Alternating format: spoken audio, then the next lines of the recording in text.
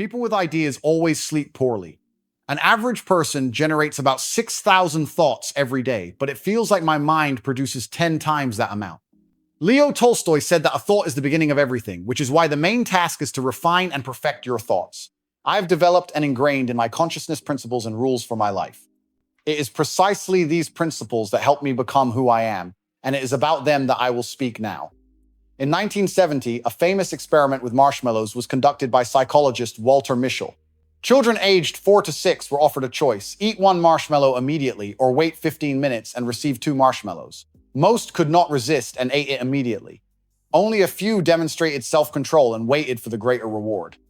This is known as the theory of delayed gratification, which states that a person's ability to sacrifice immediate pleasures for a more significant future goal is a key factor in success. This theory is supported by numerous psychological and neuroscientific studies. I call this sacrifice. Sacrifice is when a person gives up all their pleasures and entertainment in order to achieve their goals in the future. I have sacrificed many pleasures and distractions, a wild lifestyle, meaningless socializing, parties, clubs, and other nonsense. I did not want to merge into the consumer herd because I knew that if I followed the path most people take, I would become just another pathetic consumer. I valued my energy, my natural potential given to me at birth, and therefore did not succumb to the temptations that drain this energy. Immediate pleasure here and now, or the pleasures of the future, I always chose, and still choose, the latter. But to do this, you must avoid the countless temptations that, unfortunately, a huge number of people fall into today.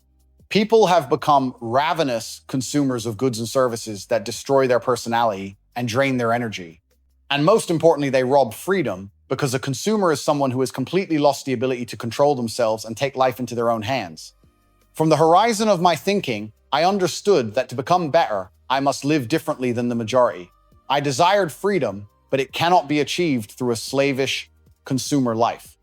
Freedom cannot be reached by indulging in shallow pleasures, sacrificing quality sleep for exciting gatherings, alcohol, or anything else that dulls the mind. True freedom can only be seized by knowing how to prioritize, conserve your energy, not scatter yourself across trivial matters, and not give importance to what doesn't matter. The vector of your ideas, your thoughts, if you lose it, you are trapped by artificially imposed desires, hiding your true ones. How did this happen? It's simple. History shows us that this came from the consumer culture of the USA in the mid-20th century, after World War II.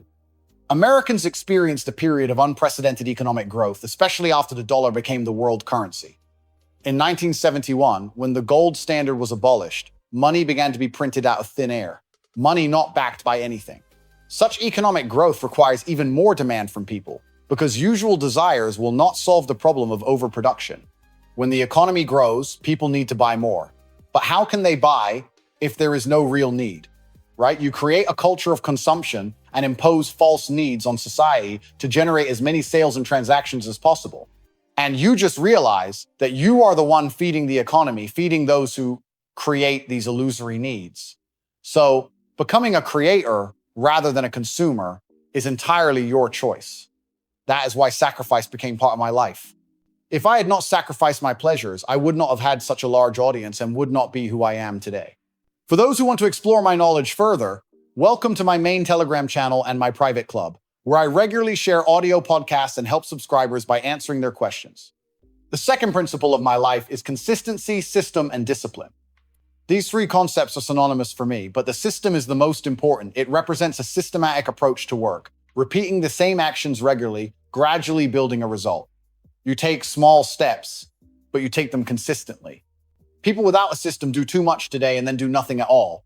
This lack of systematic approach causes people to abandon projects at the very beginning. Any company producing goods aims precisely at systematic, disciplined work to achieve the best results. For example, if my company wants to produce 200 pipes per week, chaotic production would result in an unclear outcome: 10 pipes today, 30 tomorrow, 25 the next day, and so on. The result is scattered. But if we divide 200 pipes by 7 days, we get 28 pipes per day. Doing this consistently ensures the total of 200 pipes by the end of the week. In this way, we can plan any task, whether learning a new language, executing a project, or studying a specific field. The key is consistency, doing a little every day. It produces much greater results than doing a lot once and then abandoning it for a week. That is the essence of consistency, system, and discipline. Doing a little, but doing it regularly. Your nervous system does not strain because you know where you are going. Each day represents 1% of your total task, and after 100 days, you will accomplish it with ease. This is the beauty of consistency. You must be consistent because it is the price of your freedom in the future. While your life is scattered and chaotic, others act systematically in their development. People mistakenly think freedom means do whatever you want. In practice, this leads only to chaos and dependence. There is a theory of freedom achieved through discipline. True freedom comes not from a lack of restrictions, but through control and order. As a financier, I tell you that the chaotic, free behavior of people is the reason for rising inflation. Why? Because people's uncontrolled desires grow daily. Combine this with impatience, living on credit, and consuming more than their means allow, and the economy suffers. Many of you know Friedrich Nietzsche, who argued that true freedom is achieved through self-overcoming. He criticized herd morality that makes people weak and dependent on others' opinions and instincts. True freedom requires working on yourself, on your weaknesses. Nietzsche called this the concept of becoming a superhuman. What is a superhuman? A person who rises above mediocrity, sheds illusions, and reaches the highest level of independence. Pay attention. The highest level of independence is when your mind, your thoughts, and your desires are not imposed by society, they are yours alone. This is the person I strive to become throughout my life. I analyze, study, and constantly set the vector of my development. I do not blindly follow any philosopher. I take the best from what I study and implement it if it works in practice. I create my own theories and knowledge base. Science has long proven that self-control and discipline enhance the ability to make rational decisions, resist short-term temptations, and achieve long-term goals. So take control of your life and desires, and you will be pleasantly surprised by the results. The next principle of my life is my focus on multiplying capital. I am 24/7 focused on a single main task, analyzing everything I do and ensuring every action contributes to improving this one goal. I never allow distractions to dilute my focus. I used to get angry when interrupted, but now I am more diplomatic, though single-mindedness remains. I avoid anything that scatters my focus, because focus allows constant analysis. Analysis is the key to decision-making. Focusing on one task not only makes you better at it, it physically transforms your brain. In 1993, neuroscientists discovered that violinists who practiced over 10,000 hours changed the structure of their motor cortex, creating new neural pathways. This principle works in business, sports, and art. Focus increases efficiency and rewires the brain. Economically, it mirrors the theory of comparative advantage. Specialization leads to the greatest gains, even with limited resources. Switzerland, for example, dominates premium chocolate despite having no cocoa plantations through focused specialization. Focus can even alter the perception of time. During deep work, people feel time slows down due to changes in the frontal cortex. Economically, focused investment in a single sector allows technical breakthroughs, as seen with South Korea and semiconductors. Therefore, if you want to achieve something in life, dedicate the majority of your time to it.